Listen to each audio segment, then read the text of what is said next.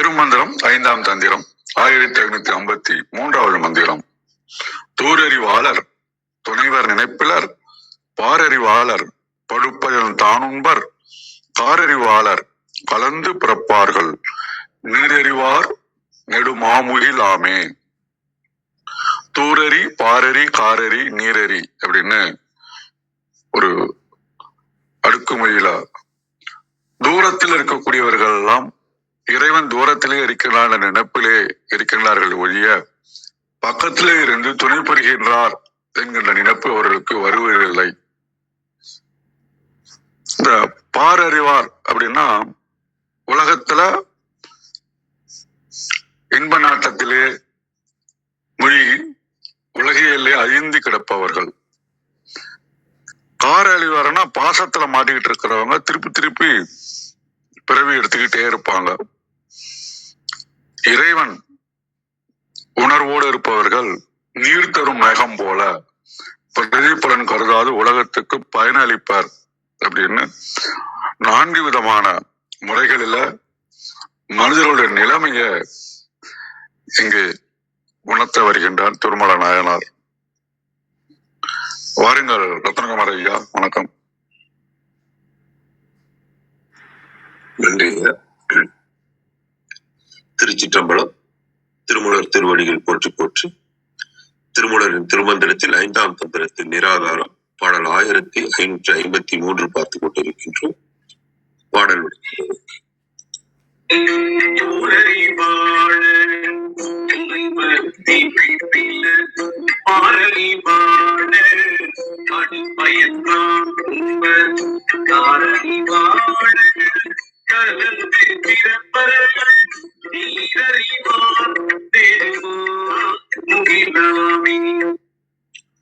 தூரறிவாளர் துணைவர் நினைப்பீலா பாரறிவாளர் படுபயன் தானுண்பர் காரறிவாளர் கலந்து பிறப்பார்கள் நீரறிவார் நெடுமா முகிலாமே. இதன் விளக்கமாக சரவணனையாவோட தரத்திலிருந்து மும்மலங்களை மட்டுமே அறிந்து கொண்டவர்கள் தன்னுடன் துணையாகவே நிற்கின்ற இறைவனை பற்றிய நினைவே இல்லாதவர்களாக இருக்கின்றார்கள். உலக அறிவை மட்டுமே அறிந்து கொண்டவர்கள் அதற்குள்ளேயே விழுந்து கிடந்து அதன் பயன்களை தானே அனுபவித்துக் கொண்டு இருப்பார்கள். மாயை எனும் இருளால் அறிந்து கொள்ளக்கூடியதை மட்டுமே அறிந்து கொண்டவர்கள் வினைகளோடு கலந்து மீண்டும் மீண்டும் பிறவி எடுப்பார்கள்.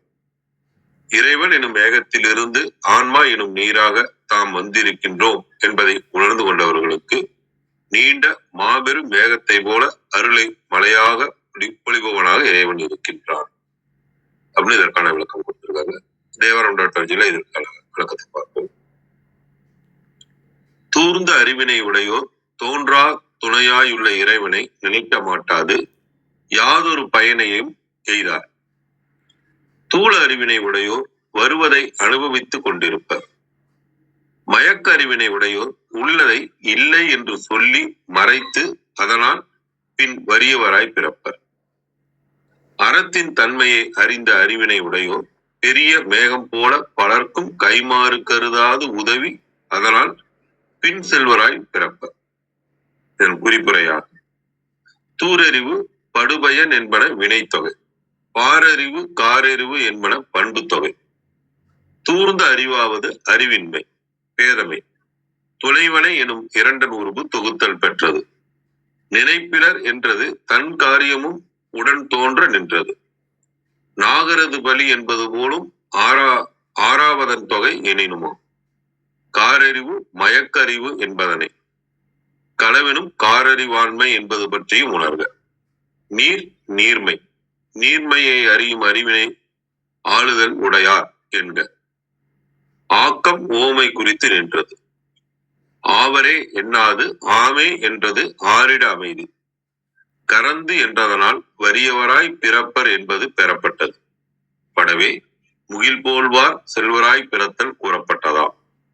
இதனால் அவரவர் அறிவு நிலைக்கு ஏற்பவே அவரவரது ஒழுக்கம் உண்டாமாறு கூறுமுகத்தால் மெய்யறிவினையுடையோ சிவபக்தியுடையராய் ஒழுகல் வேண்டும் என்பது கூறப்பட்டது. கௌரியம்மா, வணக்கம் அம்மா. பாருங்க. நன்றி, மிக அருமை. ரொம்ப அழகான விளக்கம். நல்லா புரிகிறபடி சொன்னீங்க. மிக்க நன்றிங்க. அனைவருக்கும் அன்பு வணக்கம். ஓம் நந்தியம்பெருமான் திருவடி போற்றி. ஓம் திருமூலர் திருவடி போற்றி. ஓம் நம சிவாய. திருமந்திரம் 1553. தூர் அறிவாளர் துணைவர் நினைப்பிலர், பாரறிவாளர் படுபயன்தான் உண்பர், காரறிவாளர் கலந்து பிறப்பர்கள், நீரறிவாளர் நெடுமாமுகில் ஆமே. Translation. Those who know the root become the companions. The forgetful worldly ones will experience the consequences. Those with darkened knowledge will be born again and again. Those who understand the way will be like a pregnant cloud. Thick cloud அந்த மாதிரி சொல்றாங்க. Dark cloud. தூரறிவாளர் துணைவர் நினைப்பிலர். தூர்னா ஒரு நீர்நிலையில் ஒரு தண்ணி இருக்கிற இடத்துல வந்து தேங்கி இருக்கிற கழிவுகளும் அந்த செகதி மண் அதெல்லாம் தான் தூராக போட்டிருக்கு. அப்போ அது நமக்கு தூராக இருக்கிறது நம்ம ஆணவம் தான். அதுதான் மறைச்சிட்ருக்கு, அதுதான் நானுன்னு நினச்சிட்ருக்கோம். அதுக்குள்ளே இருக்கிற நீரை வந்து நம்ம பார்க்கறது இல்லை. அதனால் இது நான் முதல் வரி ஆணவத்தையும் கண்மம் மாயைன்னு 3 வரியாகவும் சொல்லி அப்புறம் இறைவன் அதுக்குள்ளே இருக்கிற இறைவனை சொல்கிறதா நீராக சொல்கிறதா புரிஞ்சுக்கிறேன். அந்த தூர் தான் நானுன்னு அதுதான் உண்மை என்று அறிந்தவர்கள், அந்த மேலே இருக்கிற படிந்த அந்த ஒரு விஷயந்தான் உண்மைன்னு அறிந்தவர்கள் துணைவர் நினைப்பில் உள்ளே இருக்க துணையாக நமக்கு இருக்கிற ஆதாரமாக இருக்கிற இறைவனை வந்து நினைக்கிறதில்ல. பாரறிவாளர் படுபயன்தான் உண்பர். இந்த உலகியல் தான் உண்மை அப்படின்னு நினச்சிட்டு இருக்கிறவங்க அந்த வினைகளை செய்து கண்மம் அதுக்கான பயன்களே அவங்க வந்து அனுபவிப்பாங்க. காரறிவாளர் கலந்து பிறப்பார்கள். இந்த மாயை, இந்த காரணா அறியாமையாக பார்க்கலாங்க. அந்த மாயை தான் உண்மைன்னு நினைக்கிறவங்க, அதை அறிந்து அதன்படியே போகிறவங்க திரும்ப பிறப்பர்கள்னு கலந்து பிறப்பர்கள்னு போட்டிருக்கு. திரும்ப திரும்ப இந்த பிறவி சுழற்சியிலே இருப்பாங்க அப்படின்ற மாதிரி. நீரறிவாளர் நெடுமாமுகில் ஆமே. அந்த தூரெல்லாம் நம்ம இதெல்லாம் உண்மை இல்லைன்று புரிஞ்சா அந்த நீர் தான் உண்மைன்னு புரிஞ்சவங்க அந்த தெளிவான இங்கே நீருங்கிறது சிவனோட அருளாக பார்க்கலாம். அந்த அருள் தான் இங்கே உண்மையாக இருக்குது அப்படின்றது புரிஞ்சவங்க மாமுகில் ஆமே. முகில்னா மேகம், பெரிய மேகமாமே, பெரிய கார் மேகமாமே அப்படிங்கிற மாதிரி. அதாவது அந்த அருளாவே இருப்பதாகவும் நம்ம இங்கே பார்க்கலாம். இறைவன் அருளாவே அவங்க இருப்பாங்க, கருணையோட அந்த இறைவன் அருளாவே இருப்பாங்க. இறைவனை அறிந்தவங்க அப்படின்னு பார்க்கலாம். இல்லை, இறைவனை அறிந்தவர்கள், அதுதான் உண்மை என்று அறிந்தவர்கள் இறைவனுக்கு அருளுக்கு பாத்திரமாக இருப்பார்கள்ன்றதையும் பார்க்கலாம். இது வந்து நமக்குள்ளே இருக்கிற சிவனை தான் சொல்கிறது. நமக்குள்ளே இருக்க சிவனை அறியணும். ஆணவம் கண்மம் மாயையிலிருந்து விடுபட்டு இது வந்து உண்மை இல்லை, இது ஒரு பிம்பம் தான் அப்படிங்கிறத புரிஞ்சுக்கணும் எல்லாருமே அப்படிங்கிறது தான். இப்போ இந்த நீர்நிலைகளை வச்சே நம்ம பார்க்கலான்னா, நம்ம எல்லாரும் ஒரு குட்டை மாதிரி ஒரு சின்ன சின்ன தண்ணி பபிள்ஸ் மாதிரி தான் இருக்கும். அதில் இப்போ ஒரு நில ஒளி நம்ம எல்லார் மேலேயும் ஒரு நில ஒளி படுதுன்னா நிலவுங்கிறது ஒன்று தான். ஆனால் நமக்குள்ளே எல்லாருக்குள்ளேயும் அந்த நிலவுங்கிறது தெரியும் இல்லையா? இப்போ நம்ம ஒரு சின்ன குட்டை மாதிரி இருக்கோம்னா அதில் என் மேலேயும் நிலவு ஒளி படுது, உங்களோட இதுலேயும் நிலவு ஒளி வருது. நம்ம வந்து அந்த குட்டை தான் உண்மை, அந்த நில ஒளி வந்துருச்சு இல்லையா? அதில் நமக்கு அந்த குட்டைங்கிற ஒரு விஷயம் தெரியுது, நம்ம உடம்புன்னு தெரியுது. அதனால் அதுதான் உண்மைன்னு நினச்சிக்கிட்டு இருக்கோம். அதை நினச்சிட்டு இந்த குட்டையை கலங்காமல் வச்சுக்கிறதுக்கும் அதை எப்படி நல்லா வச்சுக்கிறது அப்படின்றத பார்த்துக்கிறதுக்கும் நம்ம அதுக்காக தான் போராடுறோம். அந்த பிம்ப ஒளியை நல்லா ஒளிமயமாக ஆக்கணும், என்னோட குட்டை நல்லா பிரகாசமாக இருக்கணுங்கிறதா உலகியல். அதில் அந்த அழகாக சொல்லணும், அறிவு, ஞானம், செல்வம், நம்ம நீண்ட காலம் வாழணுன்ற ஆசை, ஆரோக்கியத்தை பற்றி நினைக்கிறது, இந்த மாதிரியான எல்லா நமக்கும் கிடைக்கணுன்றது உலகியல். அந்த குட்டையவே நல்லா வச்சுக்கணும், அந்த பிம்பத்தை நல்லா பிரகாசமாக ஆக்கணும்னா அதுதான் வந்து இந்த உலகியலாக இருக்குது. இதையும் தாண்டி பெரிய விஷயம் இருக்குது. இதை அப்படின்னு சொல்கிறது தான் நம்ம சிவம். ஒரிஜினலான நிலவு வேற எங்கேயோ இருக்கு இல்லையா? அதை நம்ம அந்த குட்டைக்குள்ளே இல்லாமல் வெளில வந்து பார்க்கணும். நம்ம வந்து இங்கே உள்ளே போய் பார்க்குறோம். அந்த குட்டையில் இருந்தோன்னா நம்ம மேலே நிமிர்ந்து அந்த இறைவனை பார்த்தோன்னா எல்லாரோட இதுலேயும் பிம்பமாக இருக்கிறது இறைவன் தான். அது ஒரே இறைவன் தான். அந்த பிம்பம் கூட உண்மை கிடையாது. அதுதான் நானும் நினச்சிட்டு பிடிச்சிட்டு இருக்கோம். உண்மையான நிலவு வேற எங்கேயோ இருக்கு. அதோ அப்படின்றது நமக்கு புரிய வரும். இது எல்லாமே மாயைன்றது புரிய வரும். இந்த பிம்பம், இதுதான் உலகம், இதுதான் குட்டை இப்படி நினச்சிட்டு நம்ம இருக்கோம் அப்படிங்கிறது புரிய வரும். அந்த அந்த உண்மையை நம்ம புரிஞ்சு இந்த உலகியல்ல இருக்கிறது நல்லது, சித்திகள் கிடைக்கிறது நல்லது. அதுக்காக தான் நாம இங்க நம்ம அதுவும் முக்கியமா இந்தியால நமக்கு வந்து பிரபஞ்ச சக்தியை கொண்டு வந்து அதை ஆவாகனம் பண்ணி ஒவ்வொரு கோயில்கள்லையும் அதை மந்திரங்கள் சொல்லி அதை கொண்டு வந்து வச்சிருக்கிறாங்க. அதெல்லாம் நம்ம சித்திகள் பெறுறதுக்கு. அதில் ஞானமும் வரும், சித்திகளில் ஞானமும் வரும். அந்த ஞானத்தையும் பெற்றோன்னா நம்ம உண்மை புரிஞ்சிச்சுன்னா அடுத்து வந்து நம்ம எங்கே போகணும், இது உண்மை இல்லைன்ற புரிகிறது தான் ஞானமே. அதுவும் நமக்கு கிடைச்சிருச்சு சித்திகள்ல அப்படின்னா அடுத்த நிலையாக நமக்குள்ளே இருக்கிற இறைவனை தேடணும். அதுக்குமே நம்ம இந்த கோயில்களை இந்த சடங்கு முறைகள்லாம் பயன்படுத்தி அந்த உள்ளுக்குள்ளே இறைவனையும் நம்ம உணர்றதுக்கும் நம்ம அதை யூஸ் பண்ணிக்கலாம். அந்த அளவுக்கு இங்கே கொடுத்துருக்குறாங்க. எல்லாத்துக்குமே சக்தியை உருவாக்கியிருக்காங்க. அந்த சக்திகள் நமக்கு இருக்கிறாங்க. என்ன வேணுமோ உலகியல்ல இருக்கிறது வேணுமா அதுக்கான இது நம்ம பண்ணலாம். ஆனால் அதிலே நிற்காதீங்க, இது முடிவு இல்லை. என்ன ஞானம் கிடைச்சாலும் அது அந்த பிம்பம் நம்ம கலங்காமல் வச்சுக்கிறதுக்கு தவிர அடுத்தடுத்து திரும்ப இன்னொரு குட்டைக்கு போவோம். அவ்வளோதானே தவிர இது முடிவு கிடையாது. நமக்கான சேர இடம் எதுன்னா உண்மையான இறைவன். அது நமக்குள்ளே போய் உணர்ந்து அந்த இறைவன் அடியே சேர்ந்து இந்த பிறப்பு இறப்புலேருந்து வெளியே வர்றது தான் அப்படின்னு சொல்கிறதா இதை பார்க்கும்போது அந்த விஷயங்கள்லாம் புரிய வருது. அதையும் நான் பகிர்ந்துக்கிட்டேன். அனைவருக்கும் நன்றி. வாங்க கிருத்திகா அம்மா. வணக்கம் அம்மா.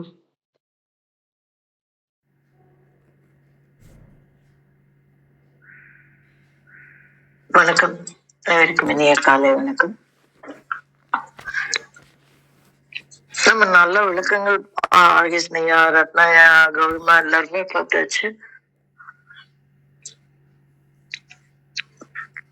4 விதமான மனிதர்களை பத்தி பேசியிருக்காங்க. அதையும் தெளிவா பார்த்தாச்சு. அதனால இன்னும் ஏதாவது கூடுதல் பார்வை இருக்கா அப்படின்னு மாத்திரம் நம்ம பார்க்கலாம். வேற என்ன புரிஞ்சுக்கலாம்? ஏன்னா நம்ம என்னைக்குமே சொல்லுவோம், திருமந்திரம் வந்து அடுக்கடுக்காக புரிந்து கொள்ளப்பட வேண்டியது அப்படின்னு.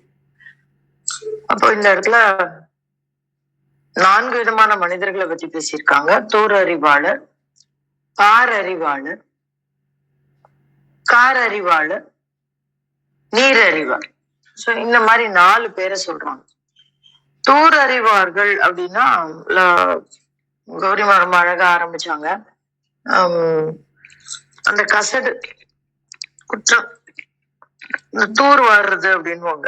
என்ன இருக்கும் கீழே அந்த கிணத்துக்குள்ள அந்த கசடு சேர்ந்துருச்சு அப்படின்னா தண்ணி வந்து டேஸ்டா இருக்காது. அதனால தூர் எடுப்போம். இல்ல தண்ணி ஊறாது, ஊத்துக்கண்ணை போய் அடைச்சிரும் அந்த தூர். அதனால தண்ணி இருக்காது கிணறுல. அப்ப என்ன பண்ணுவோம் அப்படின்னா தூர் எடுப்போம். தூர் எடுக்கிறதுனா அந்த உள்ள இருக்கிற சகடு எல்லாம் எடுத்து சகதி, மண்ணு, கெண்ணு எல்லாத்தையும் எடுத்துட்டு அதை வந்து கிளீன் பண்ணுவோம் நம்ம. அதுதான் தூர் அப்படிங்கிறதுக்கு ஒரு தூர் அறிவாளர், துணைவர், நிலைப்பிலர். சோ அந்த மாதிரி குற்றம் இருப்பவர்கள் அவன் எங்கேயோ இருக்கான், நம்ம பண்றதை யாரும் பார்க்கல. இது ரொம்ப நம்ம சகஜமா நம்ம சொல்லக்கூடிய ஒரு வார்த்தை. என்ன சொல்றாங்க அப்படின்னாக்க, நம்ம தவறு செய்யும் பொழுது நம்ம அவர் எங்கேயோ இருக்காரு, யாரும் பார்க்கல. நீங்க பாத்தீங்கன்னா தெரியும், சடக்குன்னு அந்த பக்கம் இந்த பக்கம் திரும்பி பார்த்துட்டு ஒரு பூவை ஓடிப்பாங்க. ஒன்னும் இல்ல, பூவைதான் ஓடிப்பாங்க. ஆனா தடக்குன்னு யாரும் இருக்காங்களான்னு அந்த பக்கம் இந்த பக்கம் திரும்பி பார்த்துட்டு பூவை ஓடிப்பாங்க. எங்க வீட்டுல மரம் இருந்துச்சு. அந்த மரத்துல வந்து எல்லாம் முருங்கைக்காய் பறிக்கும். முருங்கைக்காய் காய்ச்சிக்கிட்டே இருக்கும். நம்ம வீட்டுல எவ்வளவுதான் பறிக்கிறது, எவ்வளவுதான் பக்கத்து வீட்டுக்கு கொடுக்கறது, அது வாட்டுக்கு காய்ச்சி தொங்கிட்டே இருக்கும். யார் வேணா வந்து எடுத்துட்டு போவாங்க. ஒரு சிலர் பாத்தீங்கன்னா தட்டி சொல்லிட்டு போவாங்க, 2 முருங்கைக்காய் எடுத்துக்கிறேன் அப்படின்னு சொல்லிட்டு போவாங்க. ஒரு சிலர் என்ன பண்ணுவாங்கன்னா, நாங்க இல்லாதப்ப எடுக்கணும்னு அப்படியே மேல அப்படி மாடியில, எப்பவுமே நான் மாடியில உட்காந்துருப்பேங்க, மாடியில நான் இருக்குன்னு ஒரு பார்வை பார்த்துட்டு முருங்கக்காய் தட்டிட்டு போவாங்க. ஆனா அவங்களுக்கு புரியாது, அவங்க கூடவே உள்ளே இருக்கான். அந்த அந்த கறந்தல் செய்யும் பொழுது கறந்து நிற்கின்ற அந்த இறைவனும் அவனோடு இருக்கிறான். அதுதான் ஒரு தன்மை. அவன் கறந்து நிற்பது ஒரு தன்மை. அப்போ அவன் உள்ளே மறைந்து நிற்பதுனால், கறந்து நிற்கிறதுனா மறைந்து நிற்கிறது. அவன் அங்க இருக்கான் அப்படின்னு தெரியாம துணைவர் நினைப்புலர். யாரு துணைவர் அப்படின்னா அவன் தான், அந்த இறையம் பெருமான் தான். ஏன் இன்னைக்கும் நம்ம அதை துணைவராக சொல்லுகிறோம்? அந்த இடமும் நம்ம ரொம்ப ஜாகிரதையா பார்க்கணும். திருமந்திரத்துல ஒரு வரிக்கும் ஒரு பொருள் இருக்கு, ஒரு வார்த்தைக்கும் ஒரு பொருள் இருக்கு. ஒட்டுமொத்தமா நம்ம பஞ்சாமிர்தம் மாதிரியும் பார்த்திடலாம். அப்புறம் பஞ்சாமிர்தத்துல இருந்து எடுக்கக்கூடிய ஒரு பழமா, வாழைப்பழம், முந்திரி, திராட்சை, டேட்ஸ் அப்படின்னு ஒன்னொன்னா எடுக்கலாம். நம்ம மாம்பழம் அப்படின்னு எல்லாமே எடுக்கலாம். அந்த மாதிரி இங்க பாருங்க, துணைவர் நினைப்பிலர் அப்படிங்கிறாரு. அவர் எப்ப துணைவரா இருக்கிறாரு? அவரே தான் நமக்குள்ள இருக்கிறாரு.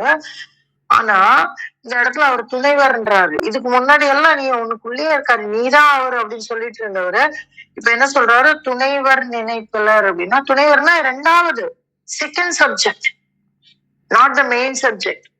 அந்த நினைப்பு எப்போ வந்துரும்? அந்த அத்வைதம் இல்லாத அந்த துவைத நிலை எப்போ நினைப்பு வந்துரும் அப்படின்னா, தூரறிவாளராக இருக்கும் பொழுது, அந்த கசடுகளை உள்ளே கொண்டிருக்கும் பொழுது, நான் வேறு இறைவன் வேறு. ஏன்னா அந்த அந்த இந்த கசடு வச்சிருக்கிறது மனசு. ஆனா இறைவன் வந்து தூய்மையானவன். அவனுக்கு அந்த எந்த கசடும் உள்ள சேராது. நமக்குள்ளேயே இருக்கிறதுனால நம்ம குணம்தான் இறைவன் நம்ம நினைச்சிடக்கூடாதுல்ல. அதனால ரொம்ப ஜாகிரதையா அந்த இடத்த போடுறார். துணைவர் நினைப்பிலர் அப்படின்றார். எப்போ அவன் துணைவராக நிற்கிறான்? தூரை அறியக்கூடிய ஒரு மனிதனாக இருக்கும் பொழுது, மாசடைந்த அந்த மனம் இருக்கும் பொழுது அப்படின்னு சொல்றாரு. அப்போ ஆனா துணைவரா நிக்கிறது கூட நமக்கு தெரியல. அப்ப மாசம் எந்த அளவுக்கு அடிச்சிருக்கு பாருங்க. அப்படி இருக்கு. அதற்கு பிறகு பாரறிவாளர் படுபயன் உருநுண்பர் அப்படின்ற. அப்படின்னா என்ன அர்த்தம்? படுபயன் ராணுண்பர் அப்படின்னு இன்னொரு இடத்துல இருக்கு. ஆமா, எங்கேயும் ராணுண்பர் தான் இருக்கு. படுபயன் ராணுண்பர் அப்படின்னு. படுபயன் அப்படிங்கிறதுனா என்னது? இந்த படுதல் அப்படின்னா அவன் பட்டுட்டான், அவன் போர்க்களத்துல வீழறது, அதுக்கு பேரு படுதல்னு பேரு. போர்க்களத்தில் இறந்து படுதல் அப்படின்னு நம்ம சொல்லுவோம். அப்போ படுபயன் ராணுண்பர், அந்த அந்த மீண்டும் இறக்கக்கூடிய தன்மையை அவர்கள் படுவார்கள் அப்படின்னா அடைவார்கள் அப்படின்னு அர்த்தம். அப்ப மீண்டும் இறக்கக்கூடிய தன்மை அப்படின்னா என்ன அர்த்தம்? இந்த உடம்பு திரும்பி பறக்கும், திருப்பி போகும், திரும்பி பறக்கும், திரும்பி போகும், திரும்பி பறக்கும், திரும்பி போகும். யார் அது? பாரறிவாளர். இந்த உலக இன்பங்களை நாடி செல்பவர்கள். பார்னா உலகம்னு வச்சுக்கலாம். இந்த அறிவார்கள் என்ன பண்ணுவாங்க அப்படின்னா, இந்த உலக இன்பத்துல, உலகத்துல எதெல்லாம் இன்பம் சொல்லப்பட்டிருக்கிறதோ அதற்கெல்லாம் போவாங்க. லட்டு திம்பாங்க, ஜாங்கிரி திம்பாங்க, ஆல்வா திம்பாங்க, சாக்லேட் திம்பாங்க, எல்லாத்தையும் தின்னுட்டே இருப்பாங்க. பாயசம் திம்பாங்க. எல்லாமே ஸ்வீட்டு தான் அவங்களுக்கு தெரியவே தெரியாது. அதே மாதிரி சினிமா பார்ப்பாங்க, டிராமா பார்ப்பாங்க, டிவி பார்ப்பாங்க, சீரியல் பார்ப்பாங்க. எல்லாமே இன்பம் தான், தன்னை மறைக்கக்கூடிய செயல்னு புரியாது.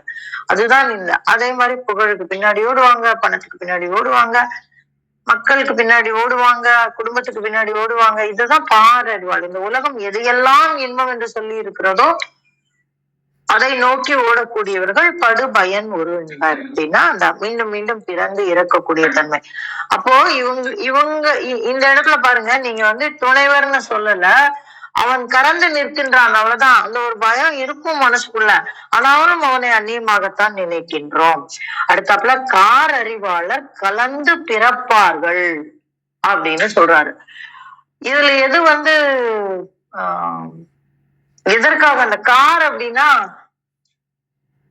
என்ன அர்த்தம் அப்படின்னாக்கா, கலந்து பிறப்பார்கள் அப்படின்னா அந்த இறைவனோடு அந்த காருங்கிறது அறியாமைன்னு நம்ம எடுத்துக்கலாங்க. இந்த அறியாமை உடையவர்கள் கலந்து பிறப்பார்கள். எதோடு கலந்து பிறப்பார்கள் அப்படிங்கிற ஒரு கேள்விக்கு நம்ம வந்து பதில் சொல்ல வேண்டியிருக்கு இந்த இடத்துல. அறிவார்கள் கலந்து பிறப்பார்கள் அப்படின்னாக்க, அவனோட அவன் இருக்கான், ஆனா அதை பற்றி கொள்ள முடியவில்லை. அப்ப என்ன இருக்கும்? இந்த உலகத்தோடு மீண்டும் வருவார்கள். எப்படி வருவார்கள்? பாசத்தோடு வருவார்கள். அதான் கலந்து பிறப்பார்கள். அப்போ அந்த பாசம் என்ன செய்யும்? மேல வந்து பேரறிவாளருக்காக திரும்பி போகும். அப்போ இந்த வரிய முன்னாடி போட்டு அடுத்த வரிய கூட நம்ம பின்னாடி போட்டிருக்கலாம். காரறிவாளர் கலந்து பிறப்பார்கள், பாரறிவாளர் படுபயன் ஆறுவர் அப்படின்னு. அப்படின்னா என்ன அர்த்தம்? இந்த பாசத்துல பிறந்து பிறந்து பிறந்து அவர்கள் மீண்டும் படுவார்கள் அப்படின்னும் நம்ம எடுத்துக்கலாம். ஆனா இங்க என்ன பண்ணிருக்காரு? பாரறிவாளர் படுபயன் ஒருவர் அப்படின்றாரு. அப்ப இந்த உலக ஆசை தான் முதல்ல வைக்கிறாரு. அதற்கப்புறம் தான் பாச ஞானத்தை வச்சு வைக்கிறாரு. இப்ப இந்த பாச ஞானம்ங்கிறத நம்ம ரெண்டா பிரிக்கலாம். ஏன் வைக்கிறாருங்கிறதுக்கு ஒரு காரணம் இருக்கு. எதற்காக அப்படின்னாக்க இந்த இந்த பாசங்கிறத ரெண்டு விதமா நம்ம எடுத்துக்கலாம். உலகியல் பாசம், இறைவனோடு இருக்கக்கூடிய பாசம். இந்த ரெண்டையும் எடுத்துக்கலாம். இந்த கார அறிவு அப்படிங்கிறத. இந்த அறியாமைங்கிறதும் ரெண்டு. எப்படி அப்படின்னா, இந்த உலகியல் பற்று கொண்டு இருக்கக்கூடிய அறியாமை, இரண்டாவது அறியாமை அந்த பேரறிவு நம்முள்ளே இருக்கின்றது என்று தெரியாமல் தனித்து நிற்கிறது நினைத்து கொண்டு நாம் அவனை நோக்கி அழுதல். அத வந்து ரொம்ப அழகா ஞானசம்பந்த பெருமான் சொல்லியிருப்பாரு. அதை விட வந்து நமக்கு வந்து மணிவாசகர் வந்து இன்னும் அழகா சொல்லுவார். என்னன்னா, ஐயோ நீ வந்தா நீ கூப்பிட வந்தா நான் வரல, நீ கூப்பிட வந்தா நான் வரல. அவருக்கு தெரியாதா அவர்தான் இறைவன் என்று, தன்னுள்ளே முகிழ்ந்து இருக்கிறார் என்று? ஆனா நமக்கு சொல்லி கொடுக்கிறாரு.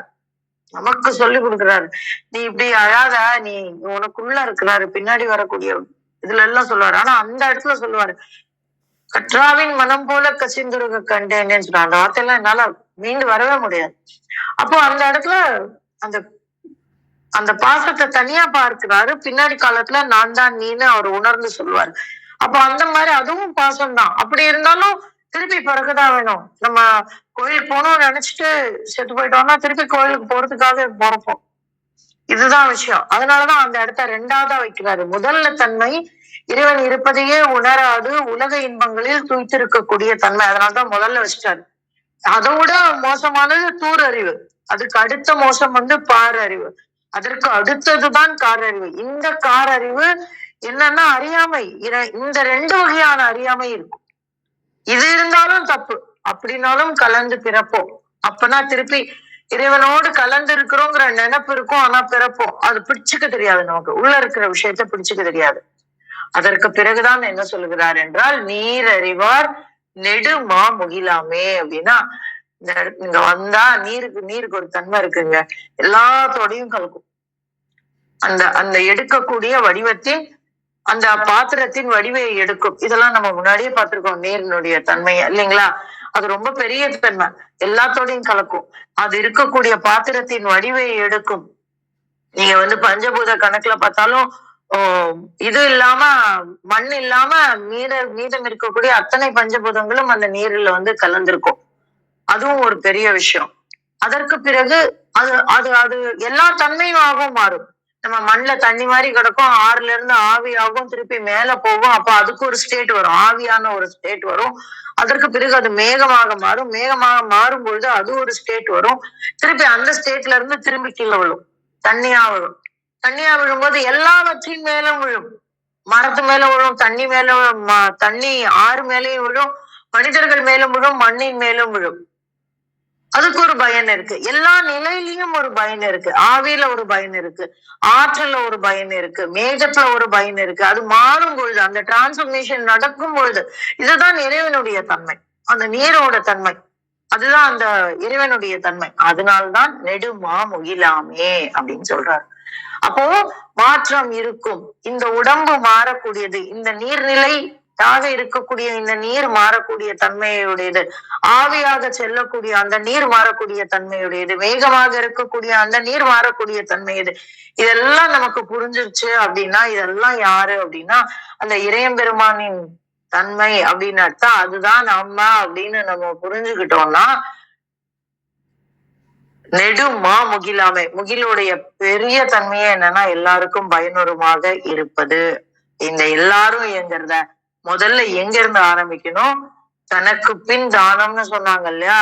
அந்த தனக்குங்கிறது இந்த இடத்துலதான் வரும். முதல்ல நம்ம புரிஞ்சுக்கணும். நம்ம புரிஞ்சு கொண்டால் நம்மை சுற்றி இருக்கக்கூடிய அனைவருக்கும் உபயோகமாக இருப்போம் அப்படிங்கறதான் இந்த இடத்துல இந்த மந்திரத்தினுடைய பொருளா நான் பார்க்கிறேன். ரொம்ப ஆழமான மந்திரம், பல அடுக்குகள் வந்துட்டு இருக்கு. அதுல அந்த வரிசையை கூட ரொம்ப முக்கியமா வைக்கிறாரு. அதனால ரொம்ப அற்புதமான மந்திரம். இது இன்னும் பல விஷயங்களை நமக்கு உணர்த்த வேண்டும் என்ற பிரார்த்தனையோடு என்னுடைய பகிர்தலை முடித்துக் கொள்கிறேன். நன்றி. நன்றிங்கம்மா, நன்றி. வாங்க விந்தியாம்மா, வணக்கம் அம்மா. தீனதயாளன் கேள்வி கேட்டிருக்காங்க. விந்தியாம்மா படிச்ச பிறகு அது இன்னும் உங்களுக்கு என்ன அதை பத்தி பேசலாம். வாங்க விந்தியாம்மா. அனைவருக்கும் வணக்கம். ஓம் சிவசக்தி போற்றி, ஓம் திருமலரே போற்றி. 1553வது திருமந்திரம். பருவமழை பரம்பொருள் தியானம். திருமந்திரம். தூர் அறிவாளர் துணை, அவர் நினைப்பு இலர். பாரறிவாளர் படுபயன் தான் உண்பர். காரறிவாளர் கலந்து பிறப்பார்கள். நீரறிவாளர் நெடுமாமுகில் ஆமே. தூர அறிவாளர் இறைவன் தமக்கு எட்டாத தொலைவில் இருக்கின்றான் என்ற நினைப்பில் அவனை நினையாது இருப்பவர்கள். அந்த இறைவன்தான் தங்கள் உயிருக்கு துணை என்பதை அறிய மாட்டார்கள்.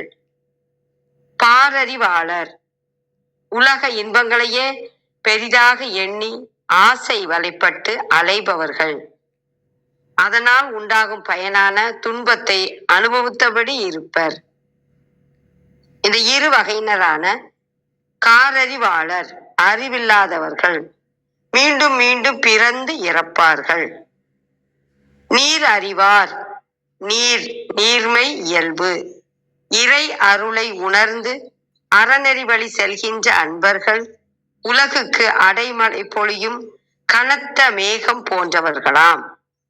தூரம் தொலைவு, பார் உலகம், படுபயன் விளையும் பயன், கார் அறியாமை. காரறிவாளர் அறிவில்லாதவர். நீர் அறிவார் கடவுள் தன்மை உணர்ந்தவர். நெடுமா முதல் அடர்ந்து படர்ந்த கனத்த மலைமேகம். கழக வெளியீட்டில் குற்றமாகிய தூர்வையை குணமென அறிந்து தம் மனம் போல் ஒழுகுபவர் யாண்டும் உள்ளுறு துணையாக நிற்கும் அம்மையப்பரின் நினைப்பு இல்லாதவர் ஆவர். நிலையாத உலகமே பெரிதென மயங்கி அவ்வழி ஒழுகுவார். உலக பயனை நுகர்ந்து பிறப்பர். அறியாமை வயப்பட்டு தம் முனைப்புடன் ஒழுகுவார். மீண்டும் மீண்டும் இறந்து பிறந்து இன்னல் உருவர். இன்னல் என்றால் துன்பம். திருவடி உணர்வாகிய அருள் நீர் அறிவார். அத்திருவடி உணர்வாக நின்று திருவருள் வண்ணம் ஆவர். மாமுகில் திருவருள் வண்ணம். இவர் சிவனடி இன்பம் எய்துவர். நீர் தன்மை. தூர் அறிவாளர் ஈசனை தமக்கு புறம்பாக நினைப்பவர். துணைவர் பெத்தம் முத்திகளில் துணையாய் இருப்பவர் ஈசன் என்று. பாரறிவாளர் உலக அறிவுடையோர் படுபயன் உலக பயன்களை உண்பர் துய்ப்பர். காரறிவாளர் அஞ்ஞானிகள் கறந்து பிறப்பார், செத்து பிறப்பார். நீர் அறிவார் சிவத்தின் தன்மையை அறிவார். நெடுமாமுகில் பெருமை தங்கிய கார்முகில் போன்றவர். அனைவருக்கும் நன்றி, வணக்கம். சிவசிவ. திருச்சிற்றம்பலம். நன்றிங்க, மிக்க நன்றி. தீனதயாளனையா, இன்னும் ஏதாவது கேள்வி இருக்குங்களா, இல்ல திரும்ப பார்க்கணுமா? துணைவன் நினைப்பில்லாதவர்கள் படுபயன் தான் உண்பர், கறந்து பிறப்பார்கள். அப்புறம் நெடுமுகிலாமே, அதுக்கும் விளக்கம் கேட்டிருக்காங்க. தீனதயாளனையா நம்ம பார்த்தோம்னு நினைக்கிறேன். நெடுமுகில்லாம் பயன் கொடுக்கக்கூடிய தன்மையுடைய மனிதர்கள் அப்படின்னு நம்ம பார்த்தோம். முகில் எப்படி மத்தவங்களுக்கு உதவுகிறதோ அந்த மாதிரி கறந்து கலந்து எல்லாம் ஒண்ணுதான். ஏன்னா மறைந்து நிறுத்தல், கலந்திருந்தாலும் நமக்கு தெரியாது இல்லைங்களா? பால்ல தண்ணி கலந்தா தெரியாது, ஆனா அதுக்குள்ள தண்ணி இருக்கு, கறந்து நிற்கிறது அப்படின்னு. அப்போ எதோடு கலந்து பிறப்பார்கள்? பாசத்தோடு கலந்து பிறப்பார்கள். அதுதான் 2 வகையான பாசம் பார்த்தோம் இல்லையா? நம்ம உலகியல் இன்பங்களோடு இருக்கக்கூடிய பாசமும் மீண்டும் பிறவியை தரும், இறைவனோடு இருக்கக்கூடிய பாசமும் மீண்டும் பிறவியை தரதான் செய்யும். ஏன்னா நம்ம அவரை வேற நினைச்சிட்டு இருக்கோம். அதனாலதான் அந்த இடத்துல துணைவன் நினைப்பில்லாதவர்கள் படுபயன் ஒருவர் அப்படிங்கிறது என்ன அப்படின்னா, நம்ம முதல்லயே பார்த்தோம். என்ன அப்படின்னா, இந்த இந்த கசடுகள் இருந்ததுன்னா, குற்றம் இருந்ததுன்னா, அவர் இறைவன் நம்மோடு துணையாக இருக்கிறான் அப்படிங்கிற ஒரு நிலையில இருப்பாங்க. எங்கேயோ இருக்கான்னு நினைப்பாங்க. அவனையும் அதை பத்தின அறிவும் இல்லாத இருப்பாங்க. சோ இந்த மாதிரியான ஒரு தன்மையில இருப்பாங்க. இதான் நம்ம பார்த்தோம். அநேகமா நம்ம பேசுறதுக்கு முன்னாடி இது போட்டிருப்பீங்கன்னு நான் நினைக்கிறேன். இல்ல இன்னும் இதுல ஏதாவது நான் சரியா சொல்லலைன்னா கேளுங்க, நம்ம பார்க்கலாம்.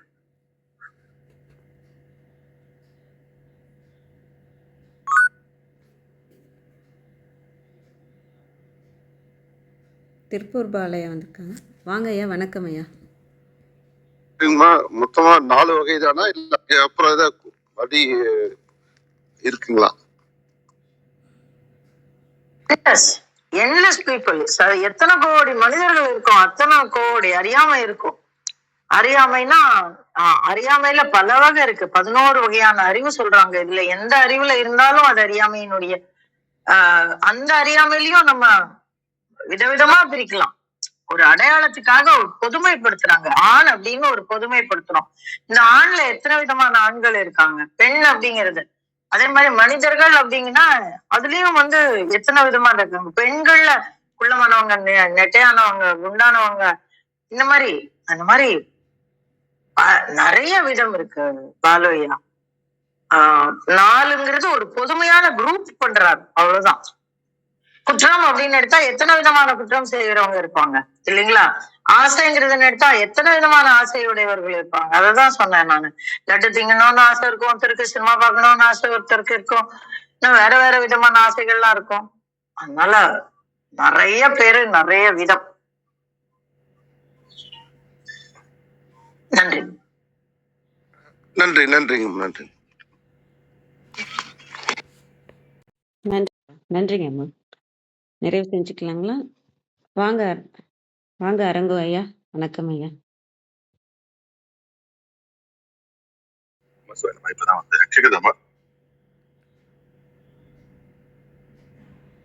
சொல்லுங்க. வாங்க. வணக்கம். அந்த சிவசிவ என்கிற தீவினையாளர், சிவசிவ என்றிட தீவினை மாடும், சிவசிவ என்றிட தேவரும் ஆவர், சிவசிவ என்ன சிவகதிதானே. அந்த பாடலும் இந்த பாடலும் உள்ள அந்த 4 வகையும் ஒத்து போதுமா? அது சொல்லலாம். முதல் வகை சிவ என்கிற தீவினையாளர், நினைப்பில்லாதவர்கள். அதே போல சிவசிவ என்னிட தீவினை மாடும், பயனில்லா, அதனுடைய பயனை அனுபவிப்பார்கள், அதான் தீவினை மாடும். அடுத்து தேவரும் ஆவர், அவர்கள் உயர்ந்த நிலையை அடைந்து அடுத்த பிறவி, மேல்பட்ட பிறவி. அதுபோல 4 விதமா சிவகதி என்பது மாமுகில் போல அனைவருக்கும் அருள் பொழிவதற்கும் 4 விதமாவும் இருக்கு. 4மே கவர் ஆகுது. ஒத்துமைங்க. ரொம்ப நல்லா இருக்கு, ரொம்ப நல்லா. ஆமா, உண்மையிலேயே நீங்க சொல்லும் போது ஆழ போகும்போது அதனோட தன்மை தெரியுது. ரொம்ப நன்றி. நல்ல ஒற்றுமை. வாங்க வாங்க. நன்றிங்க. நன்றி அரங்கு ஐயா. நிறைவு செஞ்சுக்கலாங்களா? ரத்னகுமார் ஐயா வாங்க ஐயா. நன்றிங்க ஐயா. நன்றி தீனதயாளன் திருப்பூர் பாலையா அரங்கையா. நன்றிங்க அரங்கையா. அம்மா சொன்னாங்க இந்த பாடலா இருக்கு சொல்லி ஒப்புமைப்படுத்திருக்காங்க. நன்றிங்க. திருமந்திரம் கேட்க, ஓத, பயில, அறிவில் உணர்வில் தூய்மையும் ஆன்ம உணர்வும் துணிவும் சஞ்சலம் சங்கடமற்ற வாழ்க்கையும் இவன் மீது உண்மையான உணர்வு பெறுதலும் கிட்டும். யான் பெற்ற இன்பம் பெருகை வையகம் என்ற திருமணத்தின் கூற்றுக்கிணங்க வந்திருந்து கருத்துக்களை பகிர்ந்து கொண்ட சான்றோர்களுக்கும் மெய்யன்பர்களுக்கும் மிக்க நன்றி. தளம் நிறைவடைகிறது. மீண்டும் நாளை காலை 6:30 மணிக்கு கேள்வி நாளும் ஆன்ம சந்திப்போம். 5, 4, 3, 2, 1.